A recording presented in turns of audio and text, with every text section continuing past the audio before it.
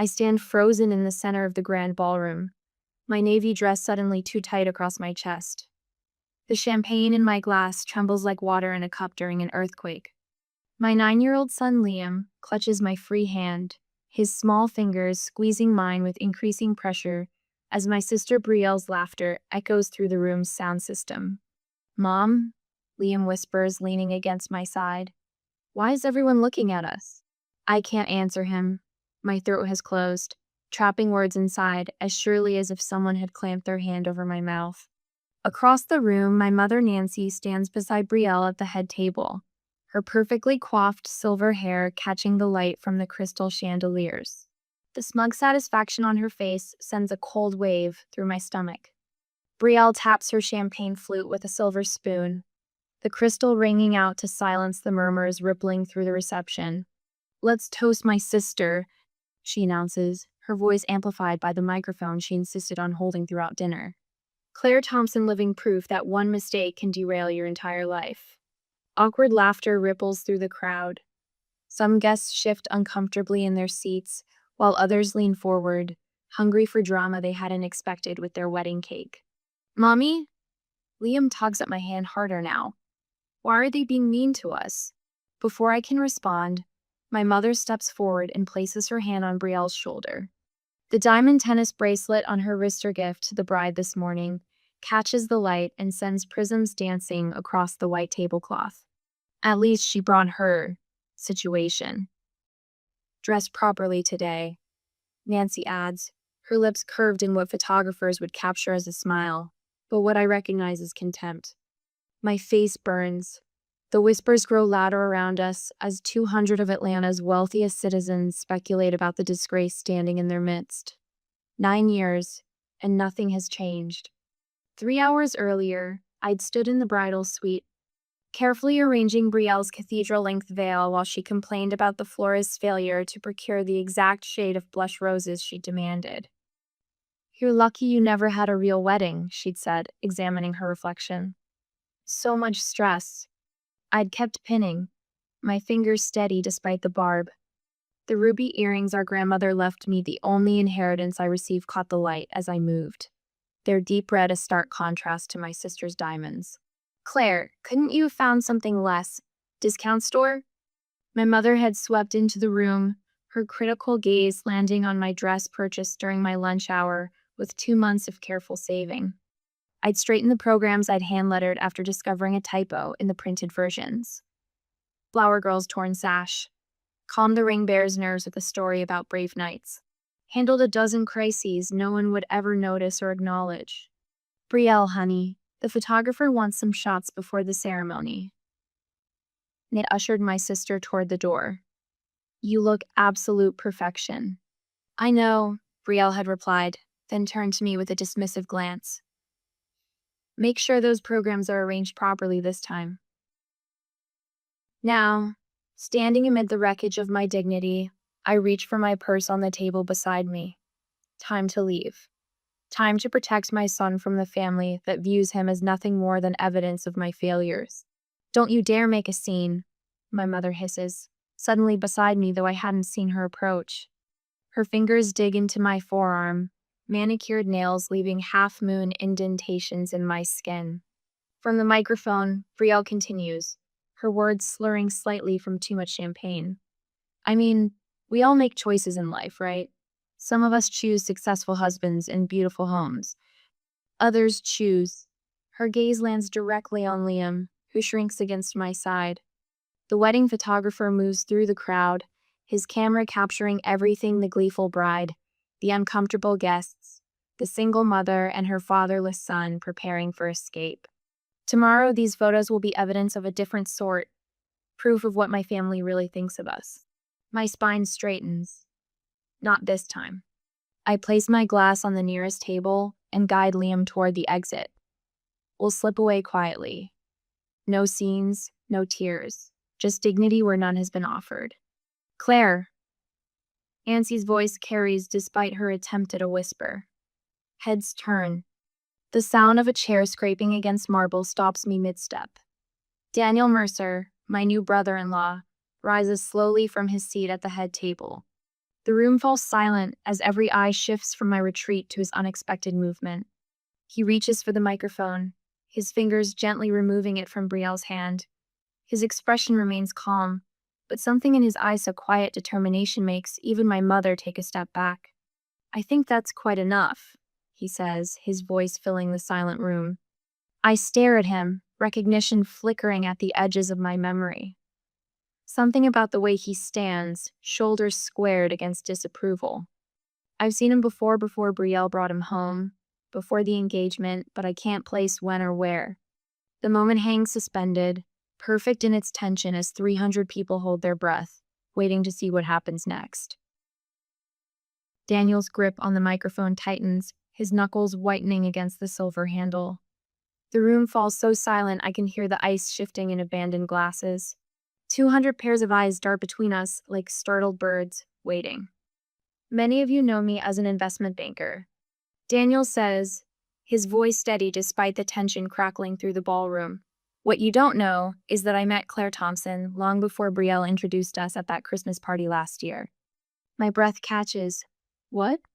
Brielle lurches forward, diamond earrings swinging wildly as she grabs for the microphone. "That's impossible. You never met her." The words slur together, champagne and panic creating a dangerous cocktail. Daniel sidesteps her reaching hands with the practiced ease of someone who's grown accustomed to managing her moods. I remember exactly when and where. His gaze finds across the room, unwavering. 9 years ago. The floor beneath me seems to tilt. 9 years ago, when Liam was just a baby. When my family had freshly disowned me. When I was working 3 jobs and volunteering at the hospital on weekends because they offered free childcare during shifts. "Mom?" Liam tugs at my sleeve. "What's happening?" Before I can answer, the ballroom fades around me as Daniel continues speaking, his words painting images so vivid I'm transported back in time. Cold, fluorescent lights buzz overhead in the antiseptic hallway of Memorial Hospital's oncology ward. My volunteer uniform pale blue with a cheap plastic name badge hangs loose on my frame. I've lost weight again. Formula costs more than groceries for myself. Remember to walk, not run, sweetheart. I remind 3-year-old Liam as he toddles ahead of me, clutching a stack of crayon drawings. Room 412 comes into view, the same room we visited every Saturday for the past month. The young woman inside Julia can't be more than 19 or 20. Her once thick auburn hair has thinned to wisps against the white pillowcase. The chemotherapy isn't working anymore. Everyone knows it, but no one says it aloud. "Miss Julie!" Liam calls out, his small feet picking up speed despite my warning. Julia turns from the window, her gaunt face transforming with a smile that erases the shadows of her illness for one brilliant moment. "There's my favorite artist." She extends a thin arm toward him. I hang back, watching as Liam carefully spreads his drawings across her blanket-bright crayon worlds, where the sun always shines and stick figure people hold hands beneath impossible purple trees. "This one's you." Liam points to a figure with orange squiggles for hair. "And this is me. We're at the beach. Mom says beaches have lots of sand, but I never been to one." "Been to one," I correct automatically, then wince at how school teacherish I sound. Julia catches my eye and winks. It's our private joke, the overworked young single mother, who can't help teaching proper grammar even while exhausted. "These are magnificent," Julia tells Liam with the complete seriousness that he responds to so well. No baby talk, no condescension. "I'm putting this one right here." She tapes a drawing of a rocket ship to her forepole. "That way I can see it all night." I settle into the chair beside her bed, pulling my battered copy of poetry from my volunteer tote bag. Julia loves Robert Frost, though she's too weak to hold the book herself now. As I read, a shadow shifts in the doorway. I glance up briefly, noting a tall figure, a man watching us. Probably one of Julia's relatives, I think, before returning to the poem. Later, after Liam has fallen asleep in my lap and Julia has dozed off mid-stanza, I carefully pack our things. The container of homemade soup I brought sits on her bedside table. The nurses say she hasn't been eating, but sometimes she'll take a few spoonfuls when I bring food from home. Claire saved my sister's Tupperware containers. Daniel's voice pulls me back to the present moment, to the wedding reception frozen in surprise. She washed them and brought them back each week filled with new soup, despite working overtime to make rent, despite raising Liam alone. Murmurs ripple through the crowd. I spot my boss, Mr. Henderson, his expression shifting from confused to impressed. The Wilsons from my mother's garden club exchange glances. Brielle's sorority sisters whisper behind manicured hands. Julia lived 3 months longer than her doctors predicted. Daniel continues. In her final days, she told me those Saturday afternoons with Claire and Liam gave her something to look forward to when treatments couldn't offer hope. Nancy steps forward, her country club smile strained at the edges. Daniel, darling, this is all very touching, but perhaps we should cut the cake instead. Her fingers close around his forearm. He doesn't acknowledge her. Claire never knew Julia was my sister. I watched from the doorway week after week, never introducing myself properly because I didn't want to interrupt the only bright spots in Julia's final months. Liam's small hand finds mine again. I remember Miss Julie, he whispers. She let me use her special purple marker. Tears burn behind my eyes. I'd forgotten that detail, the expensive art marker Julia insisted Liam use for his masterpieces, when her hands became too shaky to draw herself. Daniel reaches up to his lapel, unpins his white rose boutonniere, and places it gently on the head table. The gesture carries a finality that silences even the whispers. I cannot marry into a family that treats its most courageous member this way, he announces, voice carrying to every corner of the ballroom. Brielle's perfect makeup streaks down her face in black rivulets. What are you doing? She hisses, reaching for him. Nancy lunges forward, abandoning pretense. You can't be serious. Do you know how much this wedding cost? Daniel steps back, putting distance between himself and both women. No amount of money justifies cruelty to a mother and child. A memory surfaces Daniel insisting on helping Liam build a model airplane at Thanksgiving dinner while everyone else ignored him. Daniel asking about my volunteer work at the engagement party when Brielle cut me off. Daniel watching me, always watching with that vaguely familiar expression I could never place. Now I know why. A tear slides down my cheek, but for the first time in 9 years, it's not from humiliation. Something warm and unfamiliar blooms in my chest, straightening my spine. Vindication. Champagne glasses crash to the marble floor as Daniel moves toward us through the startled crowd. Wedding guests scatter like pigeons from a park bench, their designer heels clicking against stone as they create a path between us. You're leaving me for her?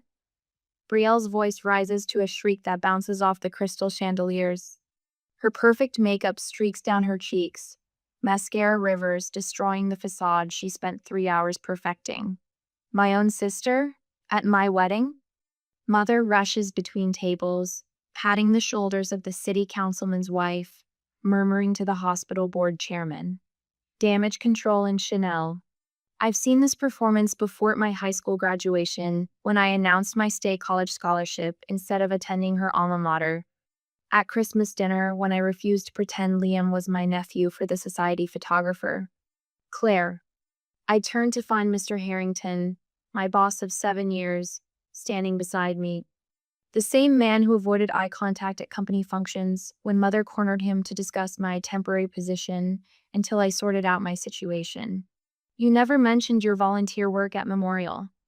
Something shifts in his expression, respect replacing tolerance. My wife was on that cancer floor 4 years ago. She still talks about the young mother and little boy who brought homemade soup every Tuesday. Before I can respond, Liam tugs at Daniel's sleeve. My son, who hides behind my legs when strangers approach, looks up at Daniel with clear eyes. Did my drawings really help your sister? His small voice carries in the sudden pocket of quiet surrounding us. Daniel kneels, eye level with my boy. His tuxedo worth more than 3 months of my rent crumples against the floor without a second thought. Your kindness gave her joy when nothing else could. Daniel's voice drops to a register meant only for Liam, but I catch every word. Those rocket ships you drew? She kept them taped to her ceiling so she could see them from her bed. My throat tightens. I recognized you instantly at the engagement dinner, Daniel says, rising to meet my eyes. Your hair was longer then. You wore it braided with a blue ribbon. The memory surfaces not of Daniel, but of Julia, the young woman with the same gray-blue eyes as the man standing before me now. The way she'd smile when Liam climbed onto her bed with his crayons and construction paper. How she'd asked about my classes, my dreams, when everyone else saw only my mistakes. I spent months watching how they treated you. Daniel continues, his voice steady. I kept hoping I was wrong, that perhaps they were different in private than they appeared in public. He glances toward Brielle, still wailing into my mother's shoulder. I should have said something sooner. I'm sorry. A strange calm settles over me, like the quiet after a thunderstorm. For 9 years, I've swallowed my words choked on theme in the name of family peace. The weight of those unspoken truths suddenly feels too heavy to carry another step. I turn toward my mother. 9 years. My voice doesn't shake. 9 years raising Liam while working full-time. 3 promotions. Nights spent studying for my CPA certification after he was asleep. Mornings at the hospital with patients everyone else had given up on. Nancy's eyes narrow into familiar slits of disapproval. Not once did you offer to babysit. Not once did you mention my name when your friends needed accounting help. You donated $10,000 to Brielle's honeymoon fund, but complained about contributing to Liam's school supplies. The whispers around us grow louder. Her carefully cultivated image cracks like thin ice beneath spring sun. Your shame was always misplaced. The words taste like freedom on my tongue. A movement near the entrance catches my eye. Mrs. Rivera, my 72-year-old neighbor who watches Liam after school, stands clutching her car keys. Behind her, Dr. Wilson from the oncology department offers a quiet nod. My boss steps forward. Claire's been our most requested accountant for the past 2 years, he announces, loud enough for the nearest tables to hear. The promotion we discussed last month comes with her own office, starting Monday. A distinguished couple approaches Daniel's parents, I realize with a jolt. Rather than the condemnation I expect, his mother takes my free hand. Julia told us about you, she says simply. We've been waiting to meet you properly. From across the room, Miss Peyton Liam's 3rd grade teacher raises her glass in a silent toast. I'd forgotten she'd be here. She's Daniel's second cousin. Daniel's voice breaks through my shock. Let me drive you and Liam home. Mom! Brielle lunges forward, diamond bracelet catching the light. Are you going to let this happen? She's ruining my day, again! Nancy's face hardens as she grabs my arm, nails digging into skin. This is all your fault, Claire. Always making trouble. The words should hurt. They've hurt for years. But something fundamental has shifted, like continental plates moving beneath my feet. 9 years of trying to earn scraps of approval. 9 years of protecting Liam from their disappointment, while hoping they might someday see his worth see mine. Nothing will ever change. Liam, honey, I kneel beside my son. Would you like to leave now? He nods, relief flooding his face. Can Mr. Daniel come too? Daniel offers his hand to my boy first, then extends his other to me. We walk toward the exit together, my navy dress no longer feeling too tight, my spine straightening with each step. Mrs. Rivera meets us at the door, pressing her car keys into Daniel's palm. I brought my Lincoln, more comfortable for the boy, she whispers, then adds, I always knew you deserved better, dear. Outside, the setting sun paints the sky in shades of amber and gold. Liam looks up at me, confusion giving way to a tentative hope. Does this mean we don't have to see Grandma anymore? The question pierces my heart and heals it simultaneously. I brush his hair from his forehead the same shade as mine, the same cowlick that never stays put. We'll surround ourselves with people who love us for who we are. The promise feels solid, like ground beneath my feet after years of quicksand. Daniel opens Mrs. Rivera's car door, his face softened by the golden hour light. I know a great ice cream place if you're interested. No pressure, just ice cream. Liam's face lights up, but he looks to me for permission. For the first time in 9 years, I make a choice untethered from my family's expectations. A choice based solely on what brings joy to the two people walking this path with me. Ice cream sounds perfect. A shaft of morning sunlight cuts across my modest apartment, illuminating dust motes dancing above unopened moving boxes. 2 months since the wedding, and I still haven't found the energy to fully unpack. Some wounds heal slower than others. I cradle my coffee muga gift from Daniel with courage, written in simple script, and watch the steam rise in the quiet morning. The red light on my answering machine blinks with 6 new messages. Nancy's voice from yesterday's call echoes in my memory. You're tearing this family apart, as if we'd ever truly been whole. The certified letter from their family attorney sits unopened on the counter. Emotional distress, according to the receptionist who signed for it. Beside it lies my phone displaying Brielle's latest social media post, a black and white photo captioned, "Healing from betrayal isn't linear." The Thompson family specialty inflicting pain, then claiming victimhood. My accounting certification hangs in a simple black frame on the wall, no longer hidden in a drawer. Across the room, Liam's bedroom door showcases his hospital junior volunteer certificate with a handwritten note, "Best storyteller we've ever had." Liam emerges, hair rumpled, shoulders straighter than they've been in years. His grades have improved steadily since we stopped attending family dinners, where Nancy dissected his every achievement for flaws. "Is Daniel coming today?" he asks, reaching for orange juice. "This afternoon. He's bringing materials for my business plan." I can't stop the small smile that forms. My phone chimes with a text from my boss, confirming my new office will be ready Monday at the corner suite with Claire Thompson, senior accountant, on the door. 3 major clients requested me specifically for their quarterly reviews, and next week I'm presenting at the Regional Accounting Conference on work-life balance strategies. "Mom?" Liam says, studying a permission slip from school. "Mrs. Wilson says I'm doing great in therapy. She says He squints at the note, processing family dynamics in healthy ways. Last session, he finally spoke about Grandma's rejection. "She didn't see how special you are, Mom," he'd said with 9-year-old wisdom that left the therapist blinking back tears. His homework assignment sits on the refrigerator, my hero, with my picture carefully drawn below. The doorbell rings promptly at 2. Daniel arrives carrying blueprint tubes and fabric samples. "These are for your home office," he explains as Liam examines his basketball shoes. "I found an antique desk that matches your certification frame almost exactly." He unrolls the blueprints, revealing plans for the spare room in his house transformed into a professional office space with built-in shelving and natural lighting. "For Thompson Financial Solutions," he says, "the name of my dream hanging between us. Every CEO needs a proper desk." My seed money, carefully saved from each paycheck for 9 years, could make this possible sooner than I dared hope. "The business plan is nearly finished," Daniel continues. "Your experience managing client portfolios while juggling single motherhood is exactly the unique selling point small business owners will appreciate." His patience washes over me like a balm. No ultimatums, no timelines, just steady support without demands. He speaks of Julia sometimes, late at night when Liam is asleep, how his sister faced terminal illness with grace, how watching me mother Liam reminds him of her strength.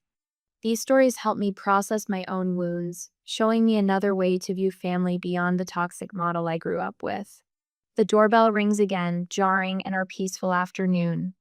Through the peephole, I see Brielle, mascara smudged beneath red-rimmed eyes. "It's my sister," I say softly. Daniel immediately starts gathering his papers. "Would you like me to stay in the background?" I nod, grateful for his intuition. When I open the door, Brielle stumbles slightly, as if she's been leaning against it. The diamond earrings that were my grandmother's catch the light. "Claire," she says, voice cracking, "I'm sorry, but you have to understand what you've done to the family." Even her apologies begin with accusations. "You've ruined everything," she continues, tears streaming. "Mother's been dropped from the charity board, Daddy's business partners are asking questions, and I can't show my face at the club." I stand straight, shoulders back. "I'm sorry you're hurting, Brielle, but I won't blame for consequences that came from your choices." "But we're family," she whispers, reaching for Liam. Come give Auntie a hug. My son steps back, standing tall beside me. No thank you, he says politely, his voice small but firm. From the kitchen doorway, Daniel watches silently, ready to step forward but letting us handle this moment ourselves. For the first time in my life, I don't feel outnumbered by my family. I am finally on the stronger side. I straighten the framed accounting license on my office wall, Thompson Financial Solutions, the brass nameplate on my mahogany desk catching morning light. 6 months of freedom taste sweeter than I'd imagined. Through the half-open door, I glimpse Melissa at reception, fielding calls with the practiced efficiency I hired her for last month when client overflow demanded help. My fingers brush across Liam's latest therapy drawing displayed in a simple silver frame stick, figures holding hands. Himself, me, and Daniel beneath a rainbow. Next to it sits Daniel's photograph, his quiet smile reflecting the strength I've come to lean on. The emerald ring on my right hand, his grandmother catches the light when I reach for my coffee. Not an engagement yet, but a promise neither of us takes lightly. Miss Thompson? Melissa appears at my door. There's a Pastor Williams here to see you. Says he's from Calvary Heights. Her expression remains neutral, but her eyebrow rises slightly. He's with an older woman. My stomach tightens. Calvary Heights, my mother's church for 30 years. The teacup rattles against its saucer before I steady my hand. Send them in, please. Pastor Williams enters, first silver-haired dignity in a charcoal suit, Bible clutched unnecessarily against his chest like a shield. Behind him, my mother glides in, Chanel suit impeccable as always, though the collar sits looser around her neck than 6 months ago. Deep lines bracket her mouth that makeup can't quite disguise. Claire, she says, voice warm but eyes calculating. You look healthy. Mom, Pastor Williams, please sit down. I gesture to the visitor chairs, not leather like in Dad's office, but comfortable enough to suggest success. The door opens again. Liam slips in from his after-school homework spot in the break room, immediately positioning himself beside my chair. His shoulders square beneath his school uniform, chin lifted. At 9, he stands guard like a miniature soldier. Hello, Liam, my mother says, smile tight. My goodness, you've grown. Liam nods once, not stepping forward for the hug she doesn't offer. Pastor Williams clears his throat. Claire, your mother has been attending our family reconciliation ministry. He places his Bible on his lap, opening to a marked page. The good book teaches us that family bonds are sacred. Nancy has expressed deep desire for healing between you.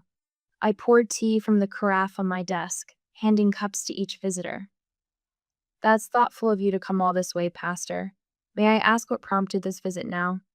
My voice remains steady, professional, the voice I use with difficult clients. My mother leans forward, pearls swinging. Family should stick together, Claire.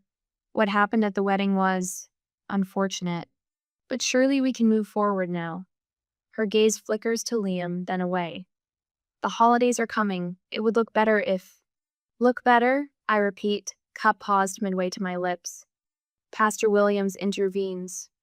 What Nancy means is that Christian forgiveness benefits everyone, and... He hesitates, glancing sideways at my mother. And? I prompt. My mother shifts, crossing her ankles. The country club membership committee is reviewing our standing after that scene. Several longtime clients have requested their files. Her voice drops. They've come to you, haven't they? Ah, there it is. We need to present a united family front again, she continues, regaining composure. Your father's business reputation. I see. I set my cup down with a gentle click. This isn't about reconciliation, it's about appearance. Liam's hand rests on my shoulder, warm and solid. I open my desk drawer and withdraw a leather-bound journal, 9 years of entries, documenting every cutting remark, every Christmas where Liam received less than his cousins, every family gathering where we were seated at the far end of the table. I kept a record. My finger traces the worn cover. Not out of bitterness, but because gaslighting was your specialty, Mom. Whenever I mentioned how you treated us, you claimed I was too sensitive or imagining things. Pastor Williams shifts uncomfortably. I'm willing to consider limited contact, I continue. But I have conditions. First, family therapy not with your pastor, but with a licensed therapist. Second, acknowledgement of specific incidents in this journal, not vague apologies. Third, respect for boundaries I set regarding Liam. My mother's face brightens. Of course, darling, whatever you need. The words come too quickly. Though therapy seems excessive, one simple forgiveness. Non-negotiable, I interrupt. Her lips thin. Fine. Though this office space is rather modest for someone with your clients, I could speak to your father about investing. No? You always did make things difficult. She sighs, glancing around. Daniel would likely propose properly if we reconciled. Men value family connections. A small laugh escapes me, surprising us both. Daniel loves me precisely because I finally love myself. He admires my boundaries, not my willingness to erase them. Pastor Williams coughs, clearly recognizing the conversation has veered far from his script. I stand, smoothing my skirt. Thank you for coming. I'll email the therapist recommendations tomorrow. My mother rises, collecting her purse. You're being stubborn, Claire. I'm being clear. I correct, walking them to the elevator with professional courtesy. Love is earned through actions, not demanded through obligation. She steps into the elevator, turning for one final volley. You're breaking your father's heart. The doors begin to close. Dad hasn't called once, I say quietly. You're here alone. Her eyes widen as the doors slide shut. Liam's small hand slips into mine as we return to my office. Was that okay, Mom? Yes, I whisper, my voice steady for perhaps the first time in 33 years. That was perfectly okay. Firelight dances across Julia's photograph as I adjust the silver frame on the mantel. Her smile, so much like Daniel's, seems to approve of the pine garland and twinkling lights adorning our first Christmas together. My fingers trace the edge of the frame, remembering the young woman whose kindness Liam and I never realized would change our lives. Mom, can we head to the hospital soon? I promised the kids we'd help them open presents before dinner. Liam slides into the living room in his new Christmas sweater, eyes bright with purpose. At 10, his volunteer badge hangs proudly beside mine, continuing the legacy that unknowingly connected us to Daniel years ago. After I check on dinner, I straighten the business award nestled between Family Photos Thompson Financial Solutions' first year exceeding projections by 40%. Beside it sits the foundation certificate. Mercer, Thompson, Healthcare Education Fund for Single Parents. Our way of turning past pain into future opportunity. The kitchen buzzes with activity. Mrs. Rivera slices the roast with practiced precision, her arthritis-curbed fingers still steady with the carving knife. In my country, the matriarch always serves the meat, she announces, swatting away Daniel's father when he offers to help. Daniel's mother arranges Liam's school essay on the refrigerator with a magnet. The title, Family is Who Loves You, Not Who Matches Your DNA, had earned him both an A and a parent-teacher conference where his teacher wept. Dad's not used to taking orders, Daniel whispers against my ear, arms wrapped around my waist. But he's never been happier about having a grandson. My boss no client Bill Henderson raises his wine glass. To the woman who made me look brilliant for promoting her. His wife nudges him. Finiand, who makes me look brilliant for hiring her firm now. Laughter ripples through our home as 14 people squeeze around our tables. Hospital volunteers, therapy group friends, neighbors' faces connected not by DNA, but by choice. Unopened Christmas cards addressed to Brielle and Nancy sit on my desk drawer. I wrote them weeks ago, not yet sent, but not forgotten, either door neither closed nor fully open. Present time, Daniel announces, kneeling before me with a small velvet box. The room falls silent. This was Julia's, he says, opening the box to reveal an emerald ring, size smaller than the one I glimpsed in photographs. She would have loved calling you her sister. His voice cracks slightly. I'd like the honor of calling you my wife. Liam pushes forward, thrusting a handmade card into my hands. Crayon letters spell out, Will you let Daniel be my dad for real? Tears not of shame or rejection, but of overwhelming joy spill down my cheeks as I nod, unable to speak as they both embrace me. Approval I never needed to earn. Later, when the plates are cleared and adoption papers for Liam to take the Mercer name sit signed on my desk, beside the half-finished manuscript, the family we choose, the doorbell rings. I've got it, I tell Daniel, who's teaching Liam his family's traditional Christmas card game. Snow swirls behind my mother as she stands on the porch, looking smaller than I remember. Gray has overtaken the carefully maintained silver of her hair. She clutches a small package wrapped in simple red paper. I was wrong, she says, no preamble, no manipulation lacing her words. I'm sorry. I stare at her, searching for the familiar calculation in her eyes, but finding only exhaustion and regret. My hand hesitates on the door, neither closing it nor opening it wider. Not yet. Just slightly ajar, like the possibility of forgiveness itself.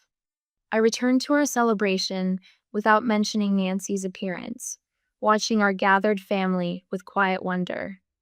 Daniel's parents steal cards, while Mrs. Rivera teaches Liam Spanish Christmas carols. My therapy group friends argue good-naturedly about basketball with Bill. The old family album sits on the bookshelf, but beside it stands a new one already half filled with photographs of people who chose us and whom we chose in return. Sometimes the happiest endings come after the courage to walk away.